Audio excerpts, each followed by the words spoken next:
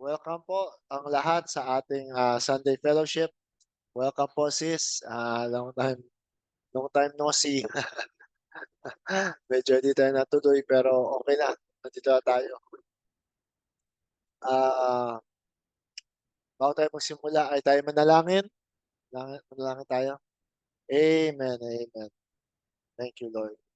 Panginoon, salamat Panginoon na ikaw po Panginoon ang siyang nag-bless sa amin sa bagong araw na ito, punong-puno ng pag-asa, punong-puno ng iyong pagpapala. Ikaw po Panginoon ang siyang nag-provide.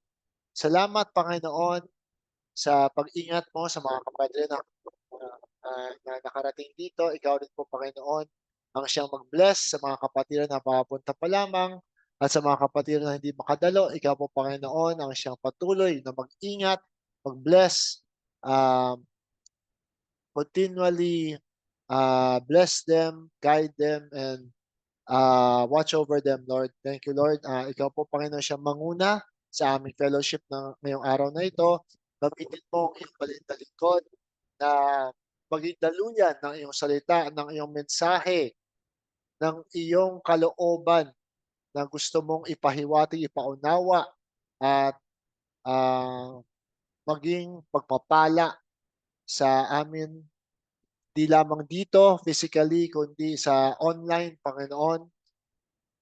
Na-bless mo rin lahat ng mga iyong mga lingkod sa mandako sila, Panginoon, na nag-fellowship, na, na wherever they are, na they are gathered in your name. Continually bless them, continually bless their fellowship with one spirit, one mind, and one love for you. Naway Panginoon, ikaw po Panginoon siya manguna, hindi lamang sa Sunday, kundi araw-araw. Ikaw po ang siyang manguna sa amin. Continually, paalala mo sa amin, Panginoon, ang iyong pag-ibig, ang anuman ang mga successes namin. Lahat ito ay ikaw po, Panginoon, ang siya nag-bless. At ganoon rin, especially sa mga spiritual understandings, ay turuan mo kami, Panginoon, to be always continually na maging alerto at maging magpakumbaba kung ano ang lalim ng aming understanding, aming ini-enjoy na wisdom and knowledge and peace and joy sa lahat ng iyon ipinaunawa sa amin ay continually humble us, Lord, sapagkat nakikita no, ngayon, Panginoon, sa present na panahon na ito ang tamang panahon ng pag-manifest mo ng iyong Christ ah, manifestation.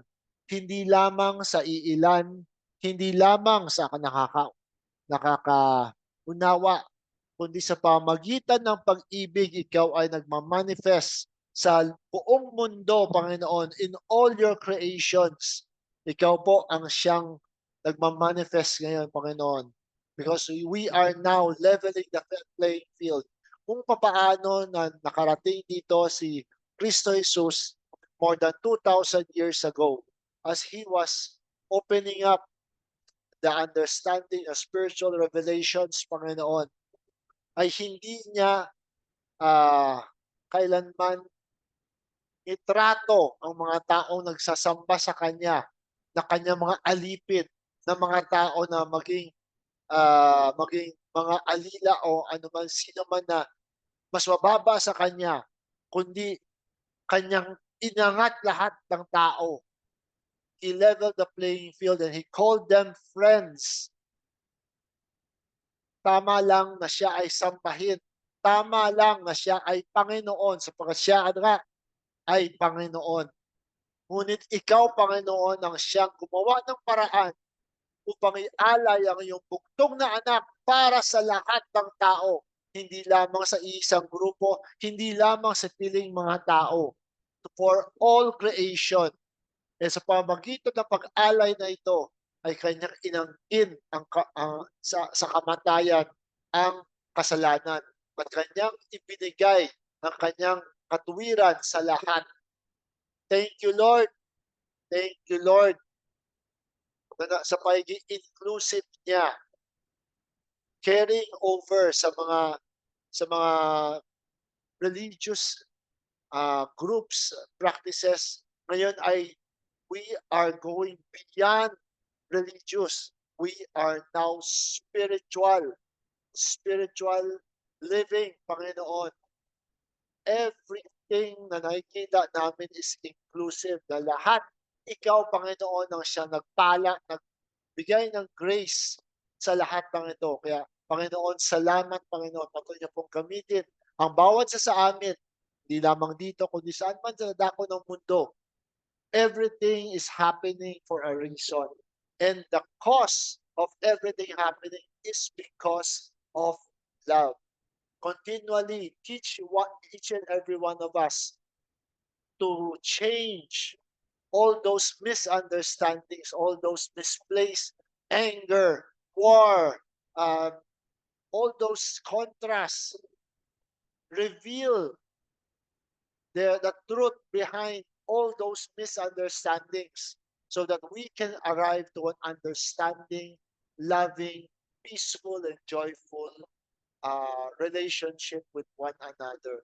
Not only to the chosen few, but to everyone, as long as love permeates, love, uh,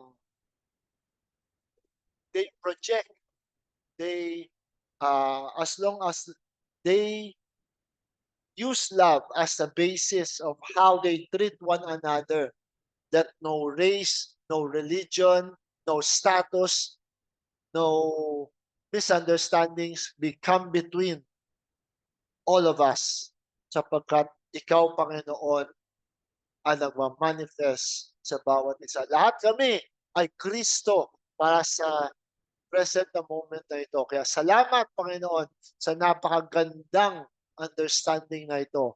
Keep us vigilant and keep us humble. All this we pray and we thank you. Pinabalik namin sa iyo lahat ng papurit para salamat sa matamis sa dakilang pangalan ni Kristo Jesus. Amen and amen. Palakpakan, Panginoon. Amen.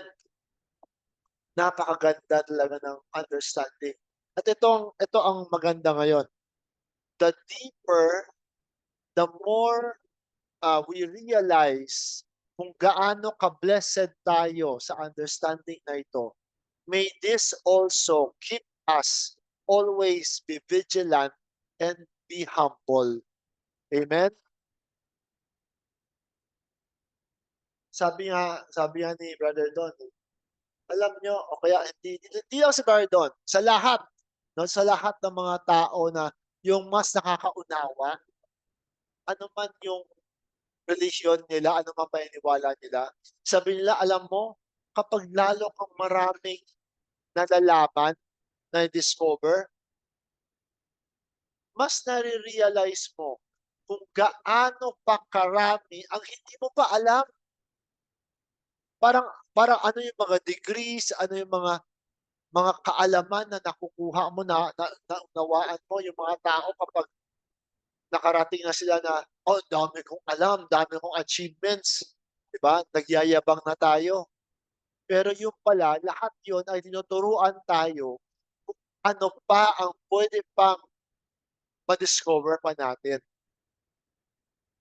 Sapagkat sobrang lalim and there's so many new discoveries and wonderful revelations na na hindi mo pa alam.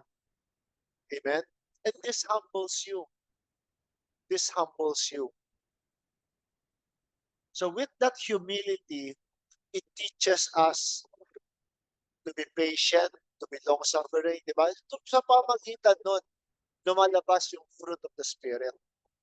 It is not something na fruit of the Spirit kailangan gawin natin, kailangan mag-effort tayo para magkaroon tayo ng fruit of the Spirit.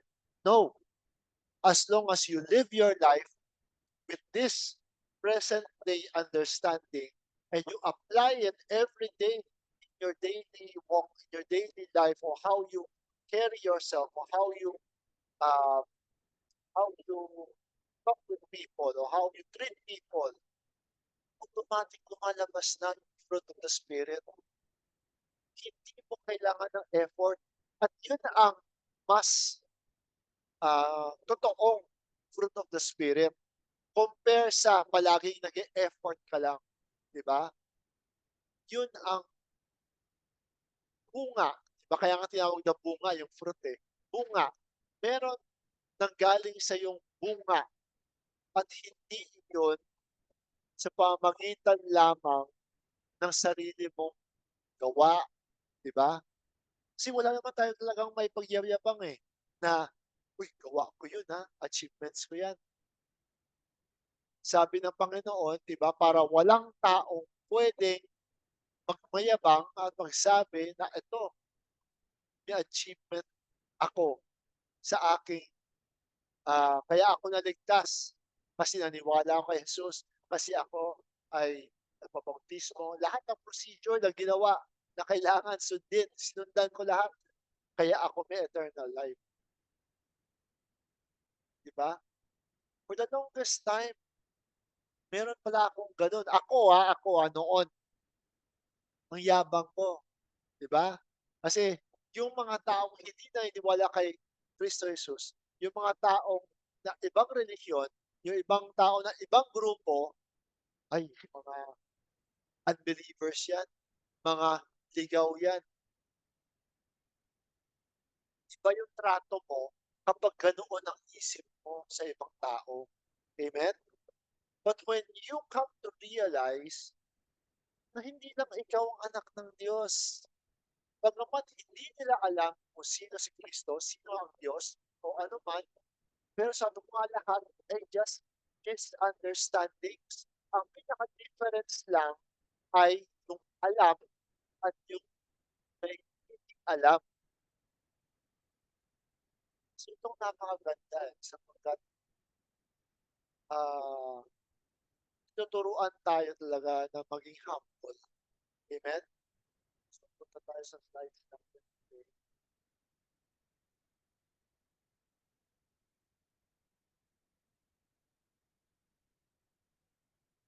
Ganda ng sharing, Brother Don.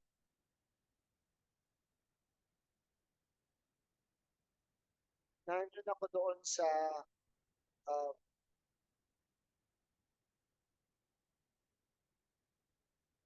nung nagkwento si Brother Don tungkol kay King Solomon. Sinabi niya, so, na-inspire ako doon, no? So, sabi ko, ang punto ni Brother Don is, wag natin, ah, wag natin i-take for granted. No? So, mamaya, yun po yung punto. So, ang title ko today is Always Be Vigilant.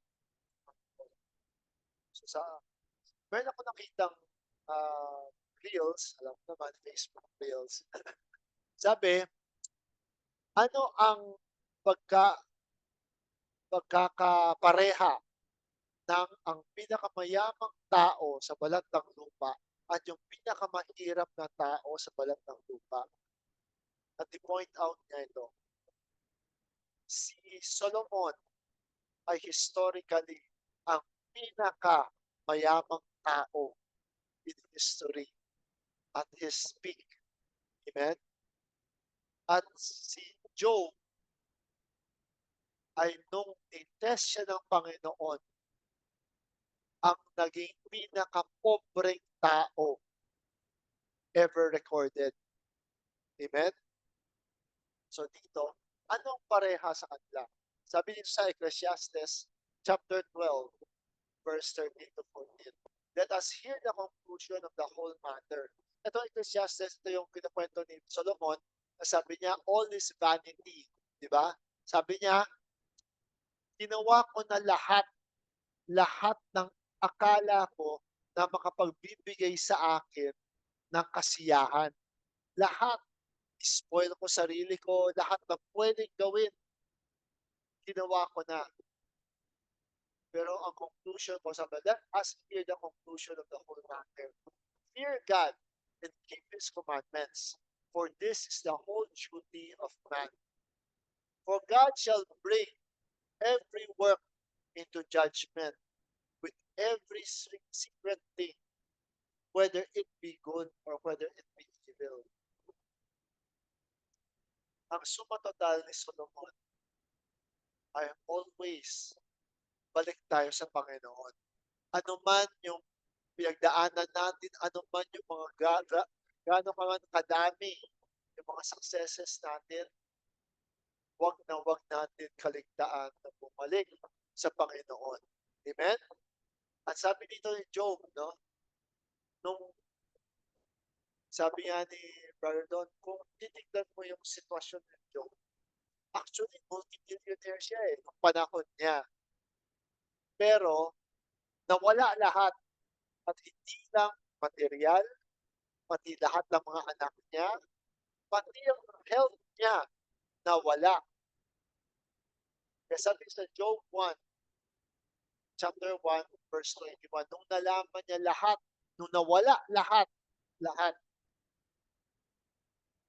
biruin mo, sa isang igla,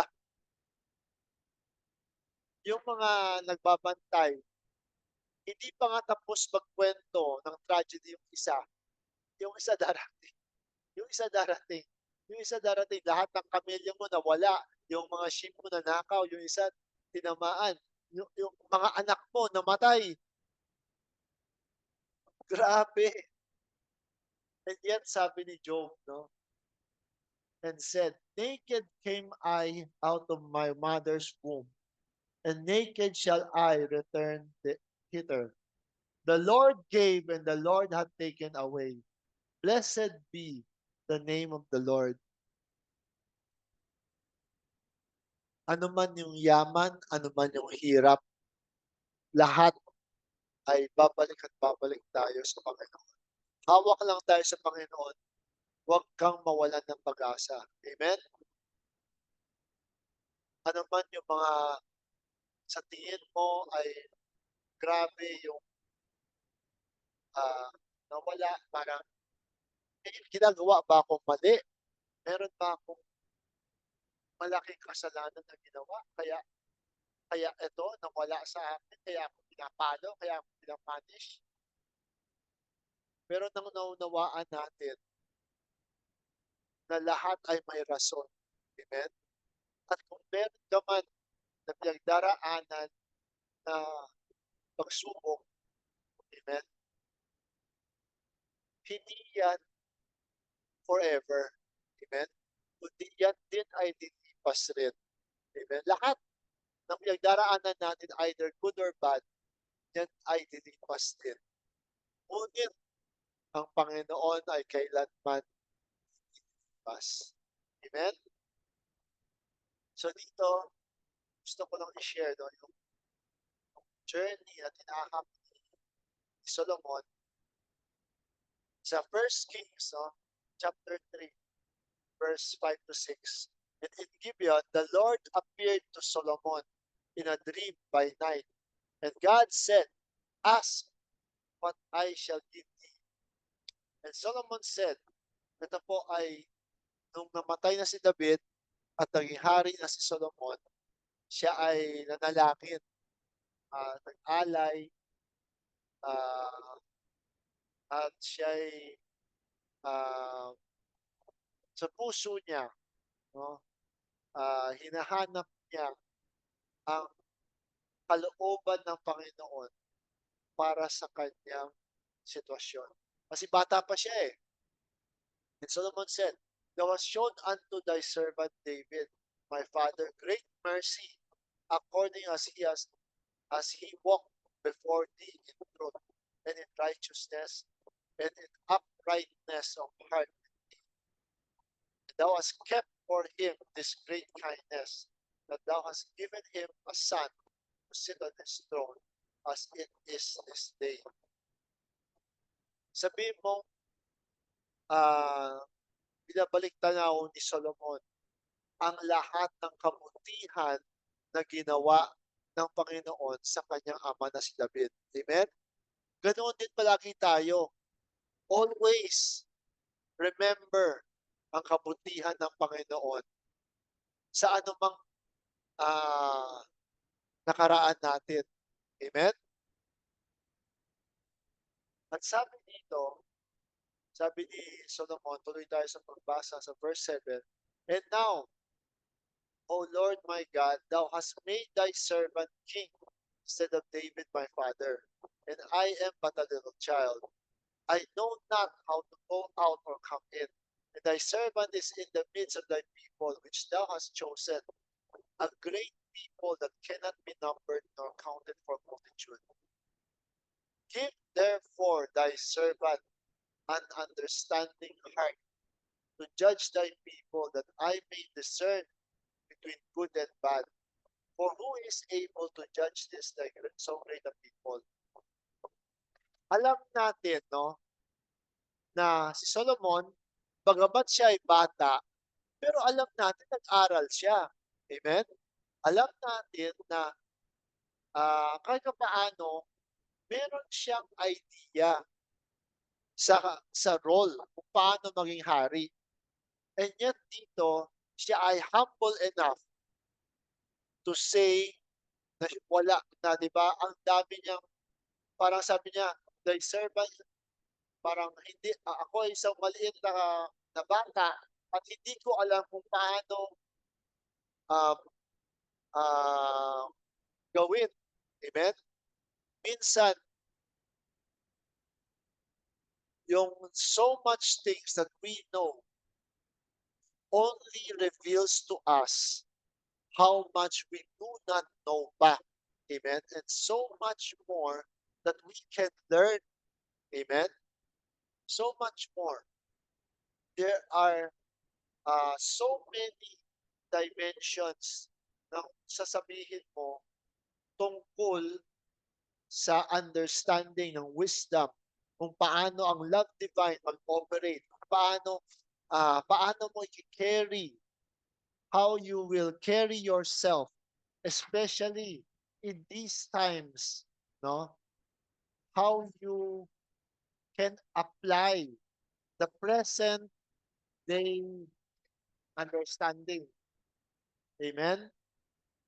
How can you apply this present understanding sa sitwasyon hindi lamang sa buhay mo, kundi sa bawat taong makakasalamuha mo. Amen? And there's so many things. And if you come to that understanding, when you accept that understanding that you being able to know so much and yet you are open to understanding more. Amen? Yan ang gumagawa ng paraan para there is much more revealing to come. Amen? If you are willing, if you are willing to empty out of yourself lahat ng mga tradisyon mo, mga lumang paraan ng kaisipan, di ba? The more na makaka-absorb ka ng mga mga bagong paraan kung paano mo i-carry, amen, ang ministry sa understanding na ito. Amen? Kung paano mo dalhin ang sarili mo. Wala na tayo sa traditional way ng pag-convert na every time meron kang makausap na tao, 'di ba gusto mong ma-convert siya, magsi-share ka ng Bible verse, magsi-share ka ng Bible, dadala ka ng Bible, magbabasa ka ng spoken word, na i-quote mo yung mga tao, hindi na applicable sometimes sa totoong buhay kung paano tayo makihalubilo sa tao. Pero alam nyo ba, na every time na nakikipaghalubilo tayo, na may kausap tayo, o meron tayong ka meron tayong ano man ang na-encounter natin, a little kindness, a little care goes a long, long way. Amen? And every time that you show love and care for people, especially those that you don't know, hindi mo alam na ginigising mo na ang pag-ibig sa kanilang puso. Ginigising mo na at every time na magising yung diwa ng pag-ibig sa tao, sino mang tao, you are uh, awakening Christ in their hearts. Amen? Because what is Christ? Christ is the anointing. And what is yung pinaka-essence of Christ? It is love. Amen? Showing people that doing the right thing, doing kindness and care for other people awakens that uh, consciousness. What consciousness? That care of consciousness in them. Di ba? Hindi mo alam eh. Yung the little kindness, the little care that you give to people awakens also that care in them that they have been searching for their whole life and they don't see it until someone shows them. Napakaraming tao, mga bata, lalaki, babae, na lumaki, walang magulang, walang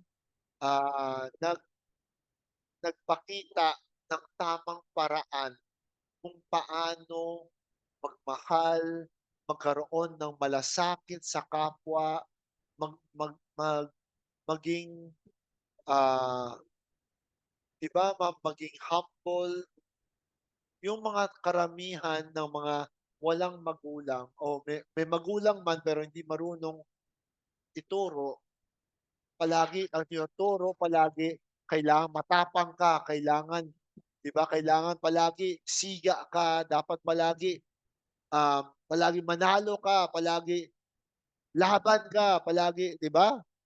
Na nakikita natin yung spirit na 'yan, bagamat tama, pero kapag naging extreme, nagiging wala na siyang pakialam kung kahit na minsan yung ibang tao matapakan, madamay, may hindi magandang mangyari sa ibang tao. 'Di ba sabi nila, nakita natin itong shooting pa lang sa hindi yan alam nyo ba yung shooting sa Tacloban? Before yan, napakarami ng mga incident na muntik na magkaroon. Bakit? Kasi yung mga kabataan, 'di ba, hindi masyado napalaki ng tama, tapos ang nalulung sila sa barkada, sa mga games, 'di ba, na 'di ba, hindi mo masisisi na yung games na bayolente, kundi yung lahat ng buong proseso ng kanilang journey so far hindi naging, ah, hindi naging, ah, conducive to love. Hindi siya naging daan para maging, umusbong ang pag-ibig, ang malasakit, ang pag-unawa, kahit na isipin mo ang, anong mangyayari sa kapwa mo kapag ginawa mo ito. Naging makasarili. At pagiging makasarili actually is not bad. Actually, is not bad ang makasarili. Pero kailangan maging balanse. Amen? Kung masyado kang maging makasarili, wala kang pakialam sa consequences ng action mo, may madamay. O kaya, yung other extreme naman is wala kang pakialam sa sarili mo, bigay ka palagi ng bigay, aabusuhin ka ng ibang tao at pagkatapos na maabuso ka, maiinis ka, magagalit ka at diyan nagma-manifest, kasi inabuso ko, kasi they take advantage of me, so ngayon wala na akong pakialam. Amen? 'Di ba? Nakita niyo yung extreme ng dalawa, pero hindi mali ang maging makasarili. Kailangan lang ibalanse natin. Hindi ka puwedeng walang kumpiyansa, walang bilib sa sarili mo kasi aabusuhin ka. Bakit ng yung mga nanloloko, yung mga, ah, alam niyo yun, yung kinakausap ka tapos parang nahi-hypnotize ka?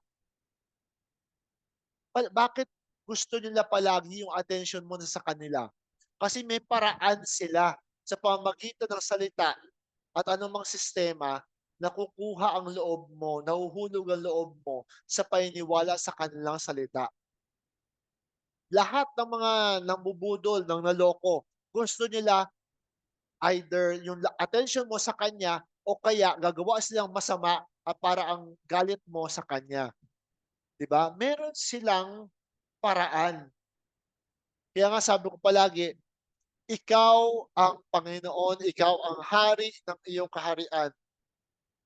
Lahat ng anong meron mo sa iyong kaharian, dapat ikaw ang may control kasi ikaw ang hari. Ngayon, ang iyong emosyon ay iyo. Amen? Ang attention mo ay iyo. Ikaw ang may say kung ano ang gusto mo. Ngayon, you have to be firm. I want to be happy today. So ano man yung pinagdaanan mo, learn from it and paghugutan mo ng aral. May mga instances na may tao, hindi mo kakilala, biglang gusto kang kausapin. Listen to them, then if you think na walang paroroonan na, ignore them. Kasi ikaw ang may control sa iyong emosyon. Amen? At sa iyong attention. Learn. Learn from yung mga na-experience sa mga nabibiktima. Amen?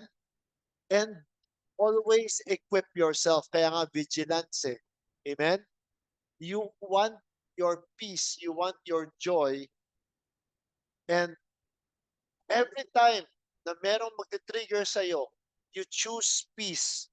Either you ignore or you run away. Amen? Sometimes hindi maiwasan, ipag-pray mo natin.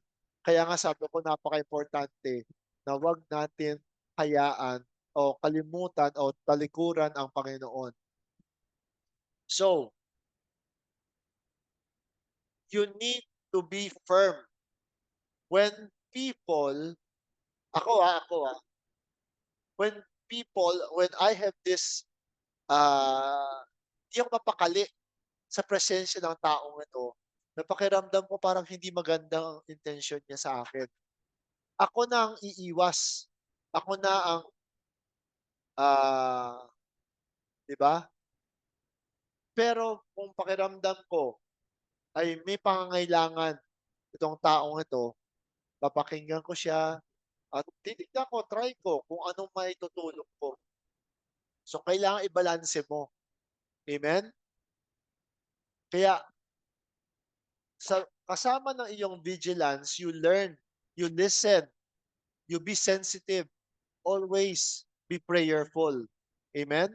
Because when we pray early, before the day starts, when we pray, it equips us. Amen? 'Di ba? Sinasabi ko 'yan pero ako kailangan ang number one, kailangan ako yung gumagawa nun. And sometimes meron, minsan nakakalimutan. So, 'di ba? Sabi ko nga, kung meron akong pinapatamaan, always pinapatamaan ko sarili ko. Amen? So, always be vigilant. In control tayo sa ating sarili. Minsan, sabi nga ni Brother Don, ang contrast, ang process ay nandiyan, At hangga't hindi ka natututo sa prosesong yon, babalik at babalik yung prosesong yon. Amen? Kaya we need to be vigilant, take on the mind of Christ and wisdom, use this wisdom to identify, ano ito, pinagdaraanan ko, proseso to. So learn from it.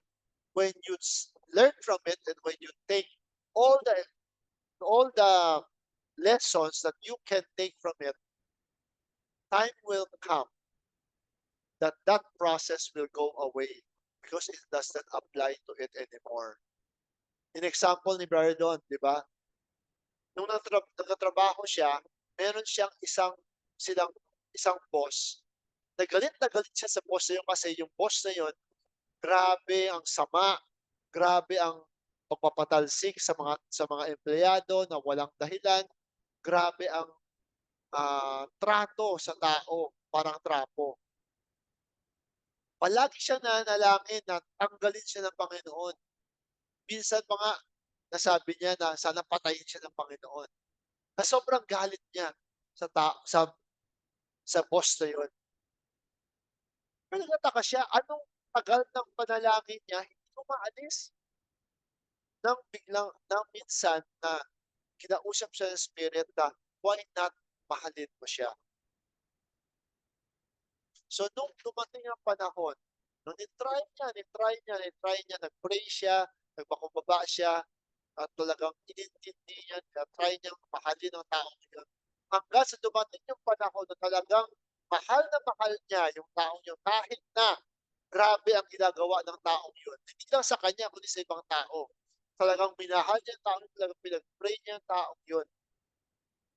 One day, nawala yung taong yun doon at na-replace ng ibang tao. Amen? So ito ay turo sa atin. Ano man yung mga pinagdaraan natin, kailangan matuto tayo at ipag-pray natin. Sapagkat may dahilan ng Panginoon sa atin yung contrast na yun para sa ikalalalim ng ating unawa. Kasi ang unawa ay hindi lamang alaman. Ang unawa ay kasama rin sa proseso at experience ng bawat isa. Amen? So, ang hiniling ni Solomon is, give therefore thy servant an understanding heart to judge thy people. At ito ang pinakamagandang hingi ng tao. No? Na magkaroon ka ng understanding heart. Kung paano tayo hindi mag-judge, kundi mag-unawa sa ating kapwa, sa mga animals, o kaya sa mga ano man yung creation, ano man yung lahat ng bagay ay magkaroon tayo ng understanding. Amen? At sabi dito, tuloy tayo sa verse 10 to 14. And the speech pleased the Lord that Solomon had asked this thing. And God said unto him, because thou hast asked this thing, and hast not asked for thyself long life, neither hast asked riches for thyself, nor hast asked the life of thy enemies, but hast asked for thyself understanding to discern judgment. Napansin nyo, hindi mo hiningi na para sa iyong sarili, long life, o yaman, o mga buhay ng kanyang mga kaaway, kundi magkaroon siya ng pag-unawa paano siya hahatol. Verse 12, behold, I have done according to thy words. No, I have given thee a wise and an understanding heart. Di ba hindi lang niya understanding lang? Pero pinagpala. Kasi kung meron kang unawa, doon nang gagaling ang wisdom. Amen?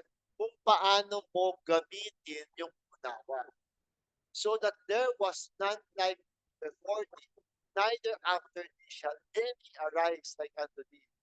And I have also given thee that which thou hast not asked, both riches and honor, so that there shall not be any among the kings like unto thee all thy days. Kaya masasabi mo siyang pinakamayamang tao sa planeta lupa. Kasi wala nang hihigit pa sa kanya. And if thou wilt walk in my ways, to keep my statutes and my commandments, as thy father David did walk, then I will lengthen thy days. Yung pagpapala na binigay ng Espiritu kay Solomon, pero meron siyang warning sa huli. Sabi niya, if thou wilt walk in my ways, kailangan lahat ng pagpapala na ito ay binigay ko sa iyo, i-bless kita, pero wag mong tatalikuran ang gawi ng Panginoon, ang utos ng Panginoon. Amen? Napaka-importante. So nakita natin di ba, nakuha, naging pinakamayaman na hari si Solomon, na siya ang hari na nakapagpatayo ng Temple of David sa pamamagitan hindi lamang sa sarili nilang gawa, kundi nakapag-import siya ng mga raw materials, nakapag-import siya ng mga talent, mga marunong gumawa, para naging napakaganda yung templo. At pinagpala siya for the longest time. Amen? And yet, yung comfort zone na yun, natamasa yung ini-enjoy nilang golden years ng Israel. Habang tumatagal, ano nangyari? Siya ay kumuha siya ng asawa ng iba-ibang mga paniniwala, ibang nation, at para ah, naging sunod-sunuran siya sa kanyang mga asawa, gumawa siya ng mga altar para sa iba-ibang Diyos-Diyosan. Amen? Naiwan, parang alam mo yung tayong lahat, apply sa ating lahat yan. Kapag naging kampante tayo sa ating comfort zone, amen? Kailangan maging alerto tayo. Kasi baka meron na tayong ginagawa na labag sa kalooban ng Panginoon. Amen? Kaya tinuturuan tayo kung paano maging humble. Kaya bumalik ako kasi bago siya namatay, no, at least bumalik siya sa Panginoon. Pero doon siya nahulog sa babae. Biruin mo ilang libo yung asawa niya. Grabe. Pero sabi niya dito, diba? Balik tayo sa Proverbs, chapter 3, verse 5 to 8. Sabi niya dito, trust in the Lord with all thine heart, and lean not unto thine own understanding. In all thy ways acknowledge him, and he shall direct thy path. Be not wise in thy own eyes. Fear the Lord and depart from evil, and it shall be health to thy navel and marrow to your bones. Amen?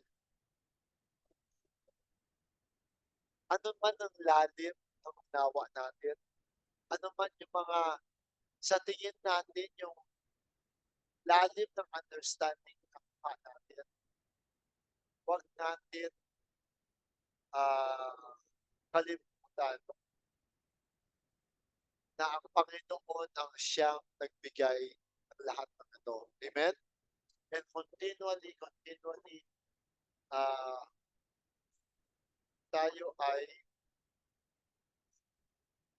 panghawakan natin. Tayo ay magtiwala palagi sa Panginoon. Anong kanyang ginagawa sa ating buhay. Dito ay tinuturuan niya tayo na always, always,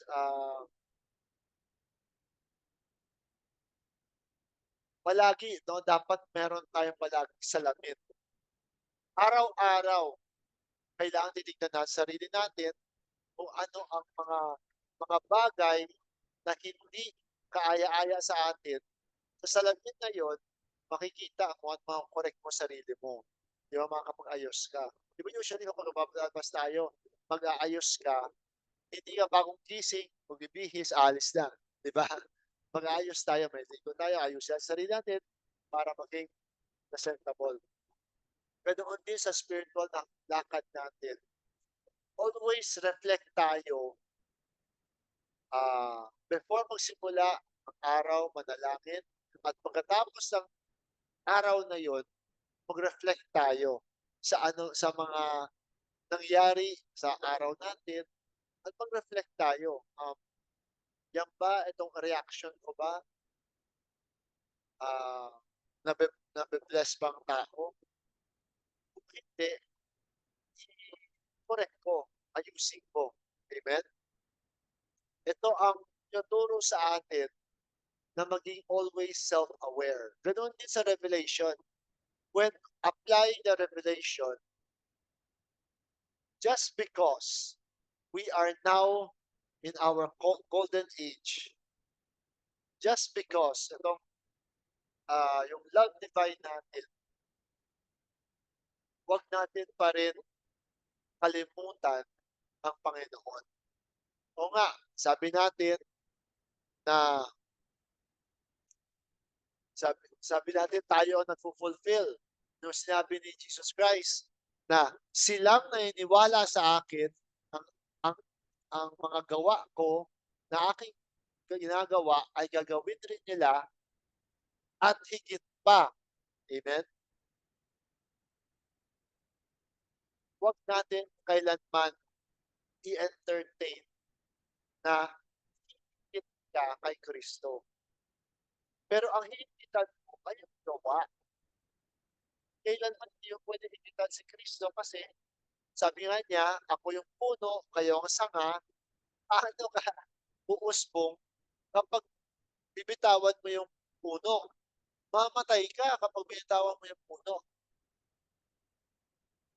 Bagamat ngayon yung understanding, yung mga bagong terms na sinasabi, we are now doing the Father's business, di ba? And doing it and making it into our business. And yet, when you apply it with that thinking, that way of thinking, that you are doing your business, never forget the foundation that the Father built, na yung pundasyon mo kung saan ka magtutuloy ng iyong gawa. Amen? Kung paano mo dalhin ang sarili mo. Oo nga, di ba? Buo tayo na minsan nababasa natin eh. Ah, sabi ni Kristo, ako, all power in heaven and earth is given to me. And I have the keys of hell and death. Sabihin natin, oh, ikaw, tayo na si Kristo ngayon. So tayo na ngayon ang may hawak sa susi ng kamatayan at ng kapangyarihan. Huwag natin kalimutan at kaligtaan, no, na lahat yan ay ayon sa grace ng Panginoon. Kaya mo ini-enjoy yan ngayon. Ang kapangyarihan mo sa kamatayan ay hindi binibigyan ka ng license na para maging risk taker, na maging pabaya ka sa sarili mo, porket ikaw ang may hawak sa susi. Oo nga, uh, when you apply the scriptures, when you dress up Christ, and you say, Jesus Christ said, He is, uh, He has all power in heaven and earth. He holds the keys of life and death. you take for granted yourself, your way of thinking, and you sometimes say things that people misunderstand. Always when we uh, say all these revelations and understandings, we always trace back to the grace that the Spirit has given us. Amen.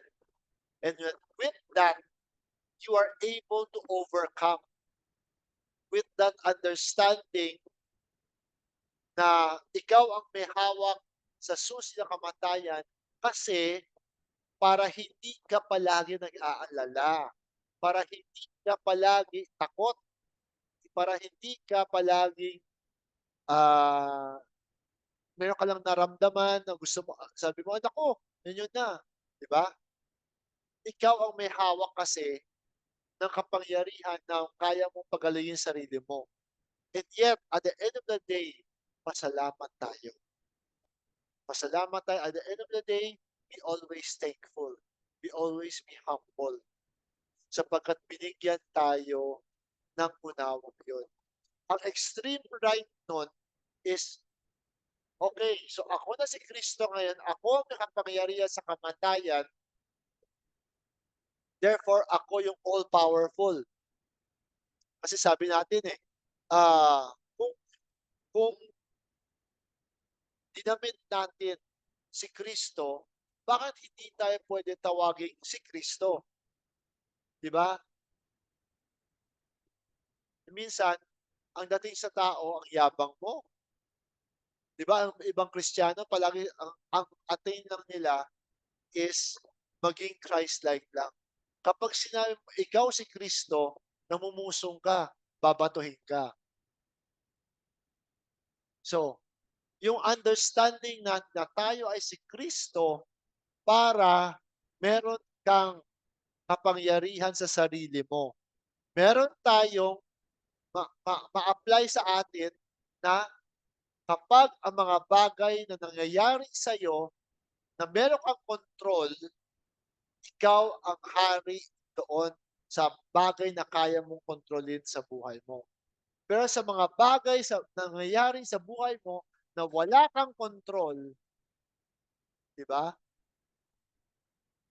Be gracious tayo and be prayerful and to trust the Spirit, trust the process, trust na lahat ng hindi magandang nangyayari ay may dahilan at hindi iyan tatagal. Di ba? Yan yung ang dala ng bakit siya sabi natin tayo si Kristo ngayon. Hindi sa inaangkin natin yung authority,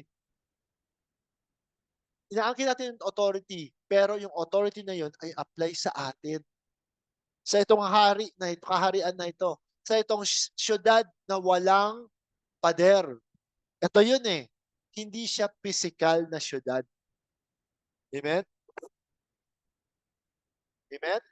Pero kung i-apply mo yung authority mo sa ibang tao, hindi na tama yun. Amen? Amen? Diba? So wag natin kalimutan na minsan kapag kapag na sobrang puspos puspos ka ng anointing, minsan may mga sabi tayo na ma-misunderstood. Amen? And yet kailangan sabi ko nga kanina, being kailangan makasarili ka sa mga bagay na ayon sa'yo at kaya mong kontrolin, maging makasarili ka. Ibig sabihin, kapag meron akong naramdaman, Sunday, kahit anong naramdaman ko, alam kong gagaling ako. Tuloy kong fellowship. Amen? Yan yung may control ka sa kahit anong naramdaman mo. Siyempre, minsan, hindi. Minsan, wala. Pero most of the time, may control tayo. Amen? Kasi kahit na yung mga times na na disrupt yung fellowship dahil sabihin ng meron kang karamdaman, may purpose din yun. Amen? On the other side, di ba, na kapag palagi ka lang dependent, kapag lagi ka lang worshiper, ano yung worshiper? If you are worshiping something, ibig sabihin there is something superior to you. And when something is superior to you, then you are inferior. If you don't change that dynamics, you will always be subject to something, someone, o situation. Palagi ka lang na, na, na, na parang para kang ah, na nadadala sa anumang lakas ng hangin. Amen? So kailangan balanse. Balanse tayo. Amen? Sabi niya, tuloy sa pagbasa sa Proverbs chapter 3, verse 9 to 12. Honor the Lord with thy substance, and with the first fruits of all thine increase. Ito yung na-share mo last week, Pastor Ed. So shall thy barns be filled with plenty, and thy presses shall burst out with new wine. My son, despise not the chastening of the Lord, neither be weary of his correction. For whom the Lord loveth, he corrected. Even as a father, the son is in whom he delighted. Amen? So kasi minsan kasi nadadala tayo sometimes yung sa mga ang daming nangyayari, ang daming nababalitaan sa social media, sa news, lahat puro sabi ko nga gusto ko kapag nanonood ako ng news, gusto ko yung information, alam ko yung mga nangyayari. Puro patayan, naiinis ako, pinapatay ko lang minsan. May mga news kasi kunyari, yun, 'di ba, yung oil price o ano man, 'di ba? Kailangan informed tayo. Pero tungkol sa tao, palagi itong ilang namatay, itong ilang namatay, itong ilang namatay. Alam mo yung buhay ng tao, nawawala na ng halaga. Parang statistics na lang tayo, mga kapatid. Ilan na namatay, ilan na namatay.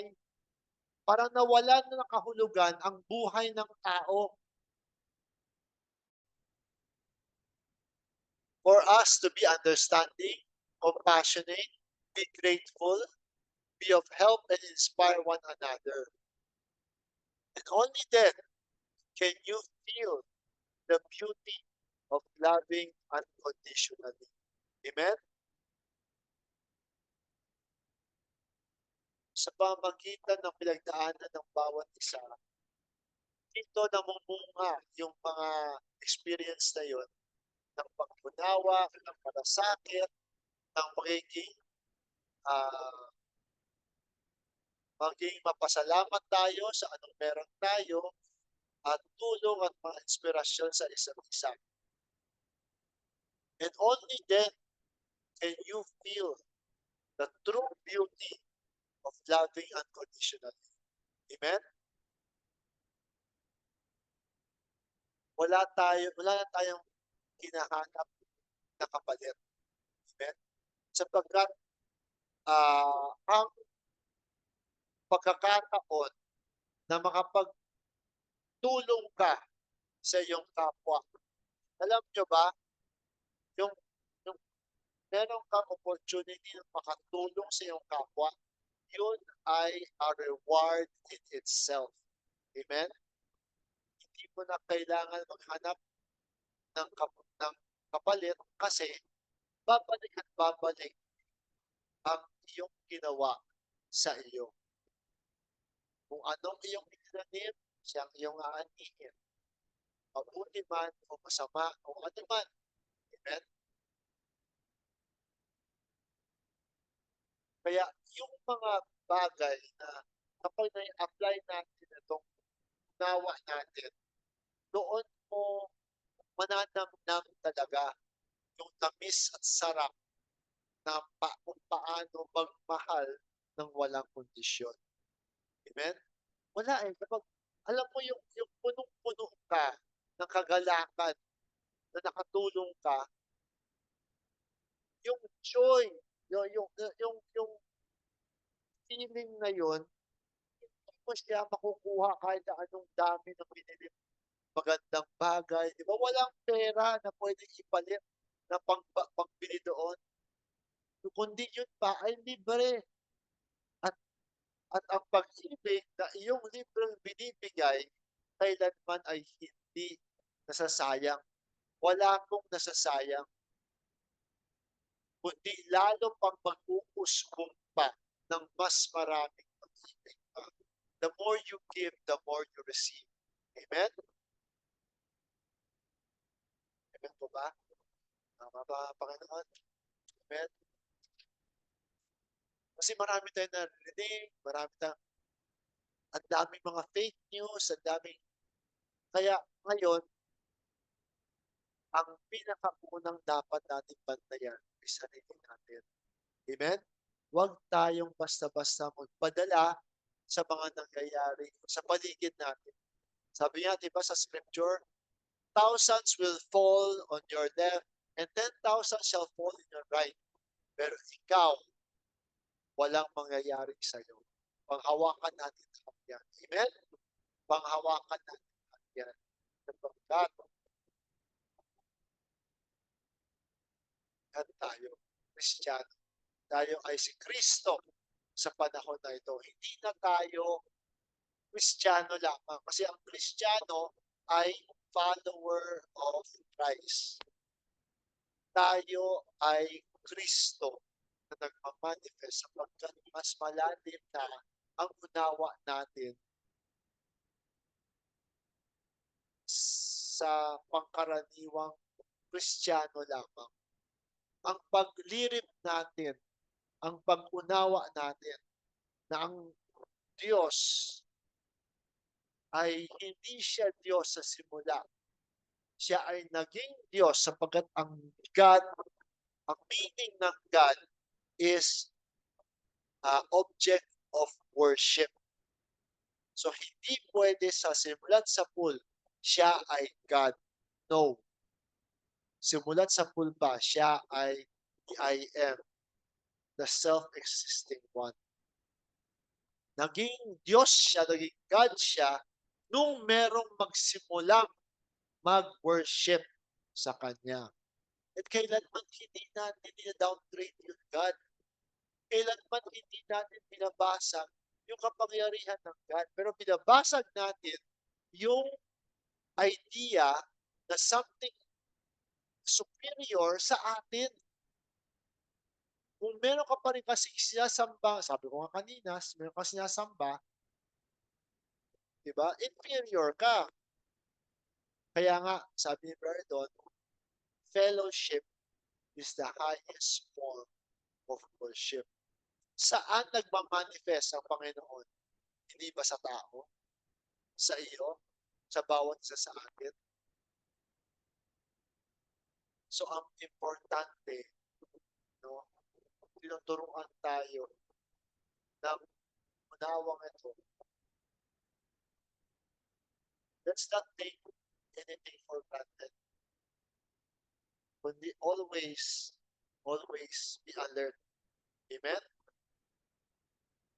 At yung nga, yung dagdag na kaalaman na tayo ay si Kristo sa ating panahon, yan ang uh, nagbibigay sa atin ng lakas ng loob na tayuan natin kung ano yung mga bagay na mabuti para sa atin.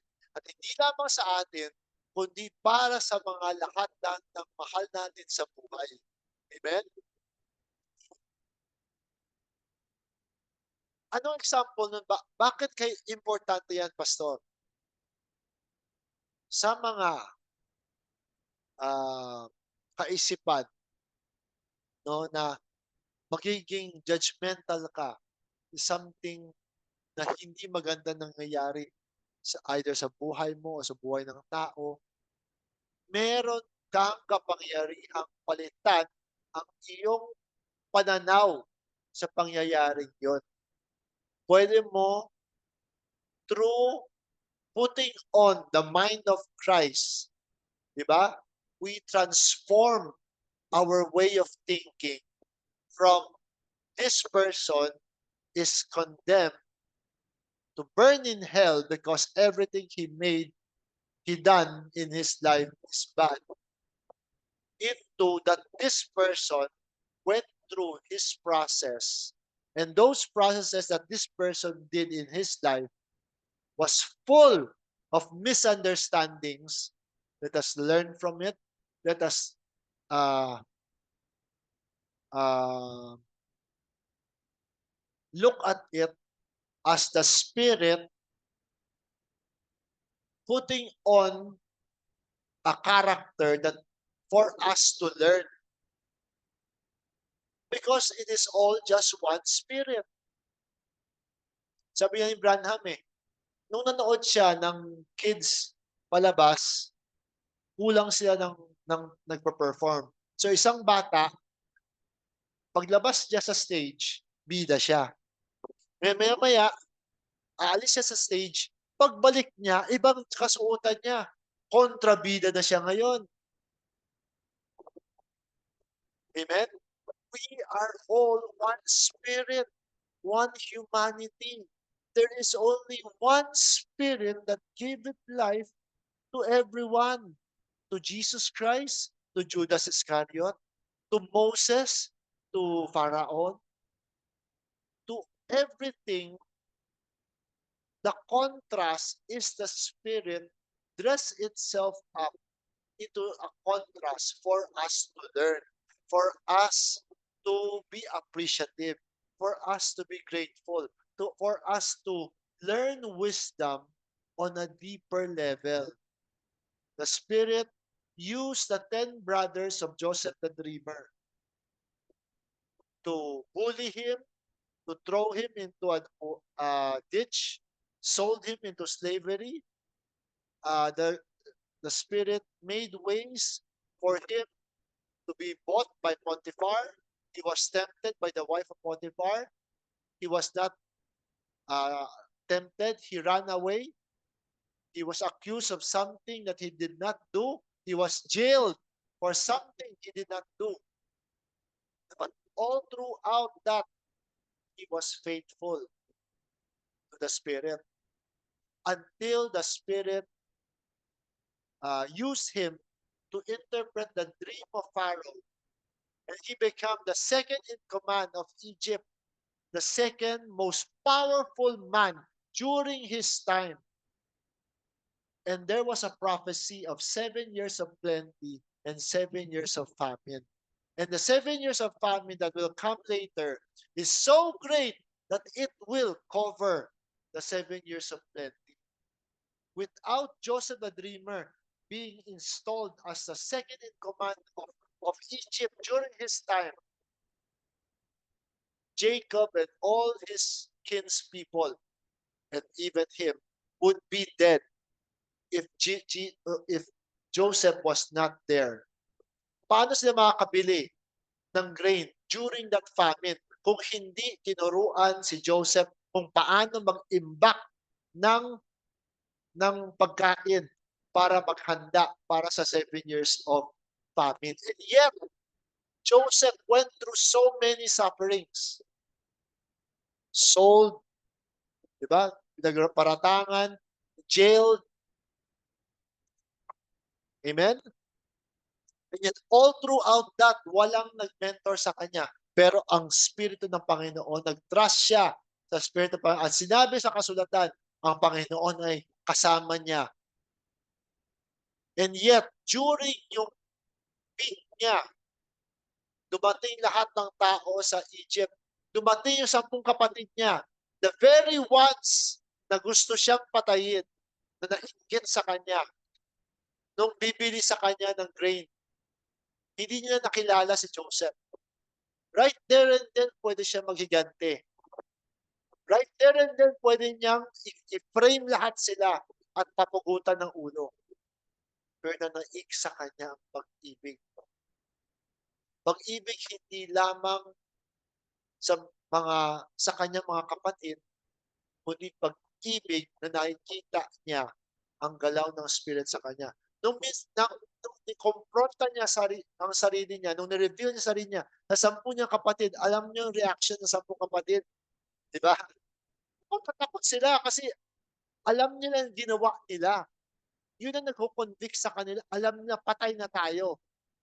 Pero sabi ni Joseph sa kanila, "Huwag niyong sisihin sarili niyo.